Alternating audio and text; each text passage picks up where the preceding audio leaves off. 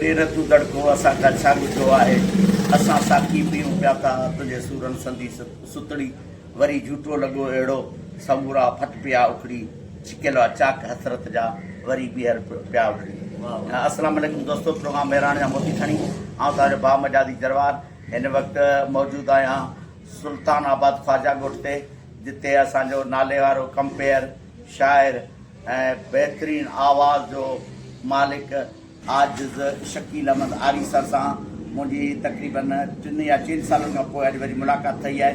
ऐं ही आजिज़ उन्हनि इंसाननि में शुमार आहे जिन जे लाइ आऊं छा चवां, मूं वटि लफ़्ज़ ई कोन्हे। ऐं हिननि नौजवाननि जेके तकलीफ़ूं ॾिठियूं आहिनि ऐं जेके दर्द सठा आहिनि ऐं कहिड़नि मरहलनि मां ही पढ़ी किथे पहुता, पर असांजी ही जेका नाअहल हुकूमत आहे, हिननि नाअहल हुकूमत जे करे ही असांजा नौजवान हींअर दर दर जा धिका पिया कनि। पर हिन शख़्स खे, हिन इंसान खे आउं वरी बि सलाम कंदुसि जो हिन प्राइवेट नौकरियूं बि ठुकराए हिन हल्को फुल्को पर पंहिंजो कारोबार शुरू कयो आहे। ऐं पंहिंजे कारोबार जो ॿियो मज़ो आहे कोन। पहिरीं त आउं भाउ शकील आजिज़ शकील अहमद आरी सर खे हिन पंहिंजे कारोबार जे लाइ मुबारकूं ॾींदुसि। दादा तव्हांखे मुबारकूं ॾियनि। भले यार आए तुंहिंजूं लख भलायूं, असां पाण तुंहिंजूं ॻाल्हियूं वेठे ॻाल्हियूं। वॾी महिरबानियूं साईं मोहम्मद मिजादी जरवार साहिब जूं, जेको हिन वक़्तु ख्वाजा स्टाफ ते असां सां मुलाक़ात जे लाइ कुझु पल कढिया आहिनि। यकीन करियो साईं जहिड़े माण्हू जा कुझु पल असांजे लाइ सम्झि त हिकिड़ी वादी महिरान जी उन सिनफ़ुनि मां उहा रौनक पैदा करे वई आहे, जेका जंहिंजो जेतिरो बयानु कजे ओतिरो घटि। साईं असांजो तमामु हिकिड़ो सीनियर माण्हू, सीनियर शाइर आहे ऐं हिन सिंध जो भलोड़ शाइर आहे।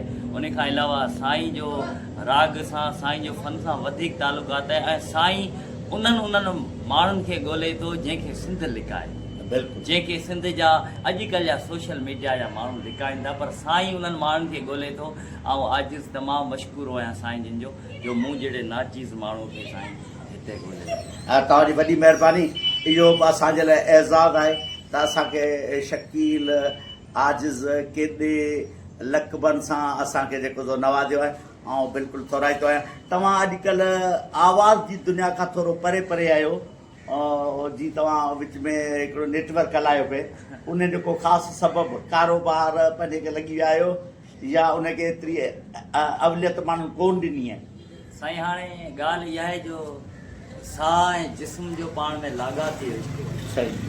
आऊं आवाज़ खां परे नथो थी सघां, आवाज़ मूंखे छॾे नथो सघे। सही। आऊं फेसबुक ॾिठमि पिए त सोशल मीडिया ते लाइव प्रोग्राम खे हलाइण वारा बाक़ाइदे जाम थी विया। पोइ हर के पंहिंजी जफ़ाकशियुनि में लॻो पियो। सो मूं वरी पंहिंजो ज़हन खे हिकिड़ो आर्ट जे तरफ़ मुतवजा कयो त हाणे जेकॾहिं ॿिया दोस्त उन्हनि खां आउं हिकिड़ी नई सोच आणियां। दोस्त जेकॾहिं लाइव हलाइनि पिया त आउं उन लाइव खे जेको सो कंप्रोमाइज़ कयां, ऐं उनखे तहरीरनि में आऊं कंपोज़ करियां तहरीरूं, ऐं नज़म माण्हुनि जा पढ़ां, ऐं हिकिड़ो आर्ट ठाहियां, ऐं हिकिड़ी शॉर्ट वीडियो ठाहे रखां, उन शइ खे आऊं मक़बूल ॾियारियां। ऐं उन खां अलावा मूं जेको सो लाइव छॾण जो मक़सदु इहो आहे जो मूं मुख़्तलिफ़ प्रोग्रामनि में ऐं मुख़्तलिफ़ जेके से शादी या XYZ के काज प्रोग्राम थींदा आहिनि या के महफ़िलूं थींदियूं आहिनि, उन में मूं जेके से पंहिंजे कंपेयरशिप जेका कई आहे ऐं उन जे तरफ़ मुतवजा आहियां। उन खां अलावा पेट सम्झ त राणू आहे त माना हर शइ आहे। तो उन जे लाइ मूं पंहिंजी जफ़ाकशियुनि में आर्ट खां वेंदे करे मज़दूरी ताईं हिन वक़्तु ताईं ऐं तक़रीबन जाखोड़ींदड़नि मां पंहिंजे पाण खे मूं उन सबक़ जियां जेको सो पिरायो आहे, जिते असीं पढ़ंदा हुआसीं त हिकिड़ो कोरीअड़ो बार बार हिकिड़ी भित ते चढ़े पियो ऐं बार बार शेक्सपियर जहिड़ो शाइर उनखे नोट करे पियो, ऐं असां उन कोरीअड़े वांगुरु पंहिंजी जफ़ाकशी करे करे पंहिंजी अॼु मंज़िल ते पुॻायूं। इहे सिंध वासियुनि जा बि थोरा आहिनि ऐं इहे असांजी हिकिड़ो असांजो ज़मीर असां सां गवाही ॾिए थो ऐं असां पंहिंजे सिंध जा सचा आशिक़ आहियूं। असां हमेशह पंहिंजे पाण खे सिंध परस्तीअ ॾांहुं लेखियो आहे। सो असां पंहिंजे पाण खे शिकस्त कोन्हे मञी। हू चवंदा आहिनि जेको शिकस्त खे क़बूल नथो करे उनखे भले कीअं का बि हुकूमत का बि नौकिरी न ॾे, उहो हमेशह बादशाही न दुनिया जी का बि ताक़त उनखे नथी रोके सघे।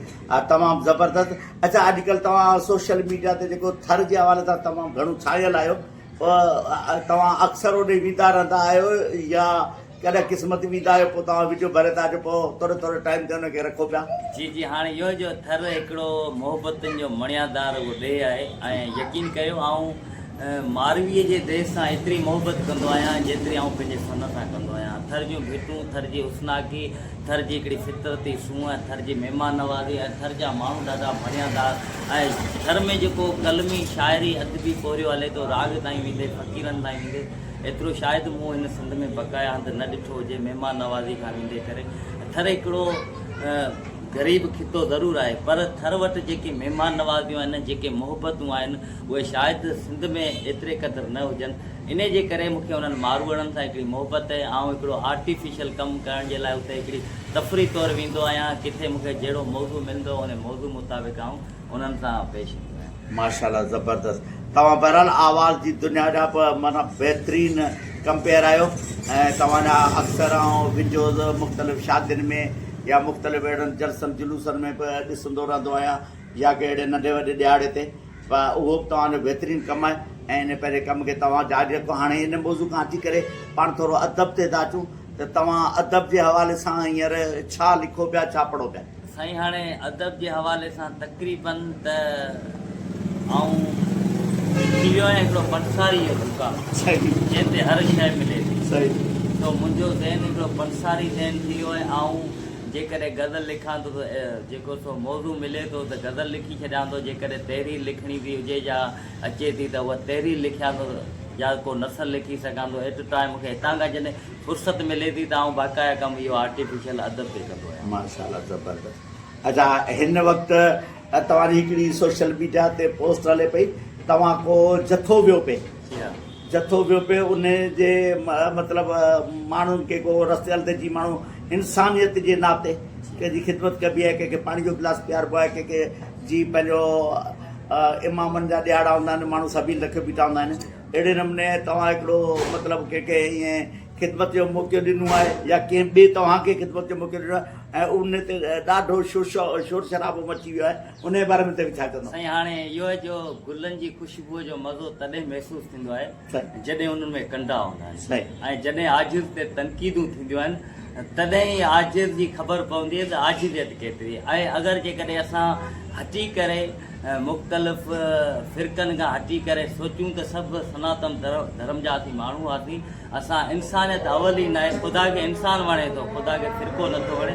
मुंहिंजी ॻाल्हि करण सां अज़ान अचण जो मक़सदु इहो आहे त आउं हक़ सच ते ॻाल्हाईंदड़ आहियां। मूंखे इंसाननि सां मोहबत आहे। जेकॾहिं कंहिंखे चंद घड़नि में का ख़ुशी महसूसु थिए थी त आजिज़ हाज़िर आजिज़ हाणे मुंहिंजे प्रोग्राम में महिराण जा मोती जा जेके मुंहिंजा ॾिसंदड़ ऐं ॿुधंदड़ आहिनि उन्हनि लाइ कहिड़ो पैगाम ॾींदव? उन्हनि जे लाइ पैगाम इहो आहे त मायूस कॾहिं न थियो। ज़िंदगी तमामु थोरी ऐं ख़ुशि थी गुज़ारियो ऐं पंहिंजो पाण खे ज़िंदा दिली रखो। ख़ुशि थी हर माण्हू सां मिलो। तव्हांजो ॾिनल मोहबतूं माण्हुनि खे तव्हांजे मोह खां पोइ बि यादि। अॼु साईं तव्हांजी वॾी महिरबानी असांखे प्रोग्राम लाइ टाइम ॾिनो। तव्हांजी वॾी महिरबानी लख लाई।